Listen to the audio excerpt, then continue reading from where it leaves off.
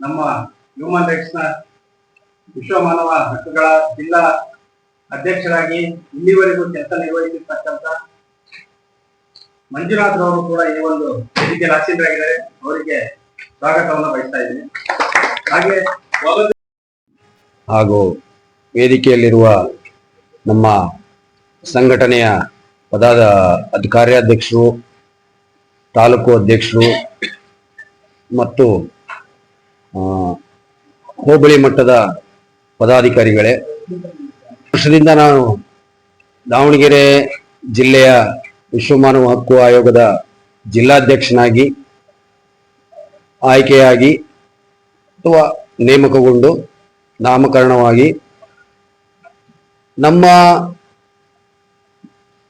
ಒಂದು ಇತಿಮಿತಿಯಲ್ಲಿ ಏನೇನು ಸಾಮಾಜಿಕ ಕಾರ್ಯಕ್ರಮಗಳನ್ನು ಮಾಡಬೇಕೋ ಅದೆಲ್ಲದನ್ನು ಕೂಡ ನಮ್ಮ ತಾಲೂಕಿನ ಎಲ್ಲ ಪದಾಧಿಕಾರಿಗಳ ಸಹಕಾರದಿಂದ ಬಹಳಷ್ಟು ಸಮಾಜಮುಖಿ ಕಾರ್ಯಕ್ರಮಗಳನ್ನು ಮಾಡಿದ್ದೇವೆ, ಆಯೋಜಿಸಿದ್ದೇವೆ. ಅದಲ್ಲದೆ ಮಹಿಳಾ ವರ್ಗಗಳಿಗೂ ಕೂಡ ಎಲ್ಲೆಲ್ಲಿ ಒಂದು ದೌರ್ಜನ್ಯಗಳು ನಡೀತದೋ ಅಲ್ಲೂ ಕೂಡ ನಾವು ಧ್ವನಿ ಎತ್ತಿ ಮಹಿಳೆಯರಿಗೆ ಒಂದು ಸಾಂತ್ವನವನ್ನು ಕೂಡ ನಾವು ಕೊಡಿಸಿದ್ದೇವೆ. ಅದಲ್ಲದೆ ಕೆಲವು ಹಳ್ಳಿಗಳಲ್ಲಿ ಎಲ್ಲೆಲ್ಲಿ ಕೆರೆ ಒತ್ತುವರಿ ಎಲ್ಲ ಆಗಿದೆಯೋ ಅಲ್ಲೂ ಕೂಡ ನಾವು ಧ್ವನಿ ಎತ್ತಿ ಅಲ್ಲಿರುವಂತ ಹಳ್ಳಿಗಳಿಗೆ ಏನು ನ್ಯಾಯವನ್ನ ಒದಗಿಸಿದ್ದೀವಿ. ಅದೇ ರೀತಿ ಈ ಪಾಂಡಮಟ್ಟಿ ಅಲ್ಲೆಲ್ಲ ಹಳ್ಳಿಗಳಲ್ಲಿ ಮನೆಗಳಲ್ಲಿ ಸಾರಾಯಿ ಮಾರಾಟ ಎಲ್ಲ ಮಾಡ್ತಾ ಇದ್ರು. ಅದರ ವಿರುದ್ಧವೂ ಕೂಡ ಧ್ವನಿ ಎತ್ತಿ ಅದನ್ನು ಕೂಡ ನಾವು ಸ್ಥಗಿತಗೊಳಿಸಿದ್ದೀವಿ. ಹೀಗೆ ಹಲವಾರು ಕಾರ್ಯಕ್ರಮಗಳಲ್ಲಿ ನಾವು ಭಾಗಿಯಾಗಿ ಸಮಾಜಕ್ಕೆ ಮನುಷ್ಯರ ವಿರುದ್ಧ, ಮಾನವನ ವಿರುದ್ಧ ಎಲ್ಲೆಲ್ಲಿ ದೌರ್ಜನ್ಯಗಳು ಅಥವಾ ಅಸಮಾಧಾನ ಇರುತ್ತೋ ಅಲ್ಲೆಲ್ಲದೂ ಕೂಡ ನಾವು ಭಾಗಿಯಾಗಿ ನಮ್ಮ ಕೈಲಾದಷ್ಟು ಒಂದು ಏನು ನ್ಯಾಯವನ್ನ ನಾವು ಒದಗಿಸಿದ್ದೇವೆ.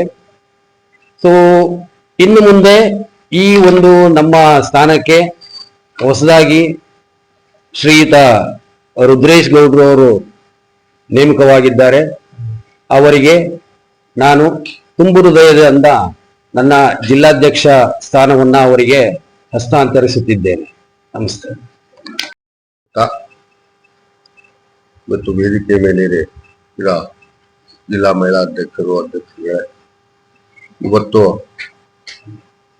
ಕರ್ನಾಟಕ ರಾಜ್ಯ ಮಾನವ ಹಕ್ಕುಗಳ ಆಯೋಗ, ಮಾನವ ಹಕ್ಕು ವುಮೆನ್ ರೈಟ್ಸ್, ಇವತ್ತು ಮಂಜುನಾಥ್ ಅವರು ನಮಗೆ ಈ ಅಧಿಕಾರನ ಕೊಟ್ಟಿದ್ದಾರೆ. ಇದು ನಾವು ಸಾಮಾಜಿಕ ನ್ಯಾಯ ಕೊಡುವಲ್ಲಿ ಹಲವಾರು ರಾಜಕೀಯ ಪಕ್ಷಗಳಲ್ಲಿದ್ದು ಹೋರಾಟ ಮಾಡಿದರೂ ಸಹ ಅದು ಯಶಸ್ವಿ ಆಗಲಿಲ್ಲ. ಈಗ ಈ ವುಮೆನ್ ರೈಟ್ಸ್ ಅಧ್ಯಕ್ಷನಾಗಿ ನಿಷ್ಠೆಯಿಂದ ನಾನು ಈ ಸಂದರ್ಭದಲ್ಲಿ ಹೇಳಕ್ಕೆ ಇಷ್ಟಪಡ್ತೀನಿ. ನಾನು ಭಾರತದ ಸಂವಿಧಾನಕ್ಕೆ ಸಂಪೂರ್ಣ ನಂಬಿಕೆ ಮತ್ತು ನಿಷ್ಠೆ ಹಾಗೂ ಮಾನವ ಹಕ್ಕುಗಳನ್ನು ರಕ್ಷಿಸುವಲ್ಲಿ ಮತ್ತು ಉತ್ತೇಜಿಸುವಲ್ಲಿ ನನ್ನ ಎಲ್ಲ ಕರ್ತವ್ಯಗಳನ್ನು ಸಂವಿಧಾನಿಕವಾಗಿ ನಿರ್ವಹಿಸುತ್ತೇನೆ ಅಂತ ಹೇಳುತ್ತಾ, ಯಾವುದೇ ತಾರತಮ್ಯ ಇಲ್ಲದೆ ಏನೇ ಆದರೂ ಮಣಿಯದೆ ಜೀವಿಗಳ ಹಕ್ಕುಗಳನ್ನು ಗೌರವಿಸುತ್ತೇನೆ ಮತ್ತು ಎತ್ತಿ ಹಿಡಿಯುತ್ತೇನೆ.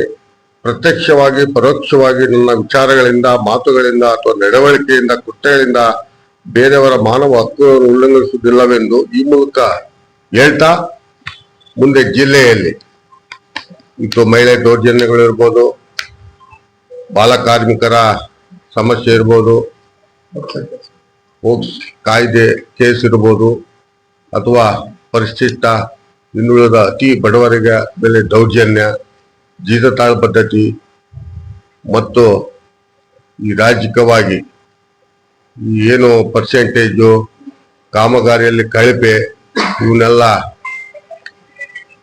ವಿರುದ್ಧ ನಮ್ಮ ಎಲ್ಲ ಸ್ನೇಹಿತರ ಜೊತೆಯಲ್ಲಿ ನ್ಯಾಯ ಕೊಡಿಸ್ಲಿಕ್ಕೆ ಹೋರಾಡ್ತೀನಿ. ಇದು ಮಾತಿನಿಂದ ಹೇಳುವುದಲ್ಲ, ಮಾಡಿ ತೋರಿಸೋಣ ಮುಂದೆ ಅಂತ ಹೇಳ್ತಾ ನಾನು ಎಲ್ಲರಿಗೂ ನಮಸ್ಕಾರ ಹೇಳ್ತಾ ನನ್ನ ಮಾತುಗಳನ್ನು ಮುಗಿಸ್ತೇನೆ. ಜೈ ಕರ್ನಾಟಕ.